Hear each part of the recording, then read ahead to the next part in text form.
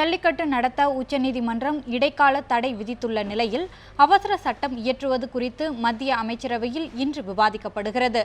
பொங்கல் பண்டிகையின் போது தமிழகத்தில் ஜல்லிக்கட்டு நடத்த அனுமதிக்க கோரி பல்வேறு தரப்பினரும் வலியுறுத்தி வந்தனர்.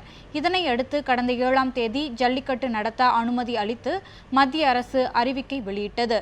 இதில் காட்சிப்படுத்தப்படும் விலங்குகள் பட்டியலில் இருந்து காளையை நீக்கி அறிவிக்கை வெளியிட்டது. இதனை எதிர்த்து விலங்குகள் நல வாரியம், பீட்டா உள்ளிட்ட அமைப்புகள் உச்சநீதிமன்றத்தில் மனு தாக்கல் செய்தன. இதனை விசாரித்த உச்சநீதிமன்றம் மத்திய அரசின் அறிவிக்கைக்கு இடைக்கால தடை விதித்தது. இந்நிலையில் பொங்கல் பண்டிகைக்கு இன்னும் 2 நாட்களே உள்ள நிலையில் தமிழகத்தில் ஜல்லிக்கட்டு போட்டிகள் நடத்த ஏதுவாக அவசர சட்டம் இயற்றுமாறு மத்திய அரசை பல்வேறு தரப்பினரும் வலியுறுத்தி வருகின்றனர். இவ்வாறு அவசர சட்டம் இயற்றுவது குறித்து பிரதமர் மோடி தலைமையில் இன்று டெல்லியில் நடைபெறும் மத்திய அமைச்சரவை கூட்டத்தில் முக்கிய முடிவு எடுக்கப்படும் என எதிர்பார்க்கப்படுகிறது.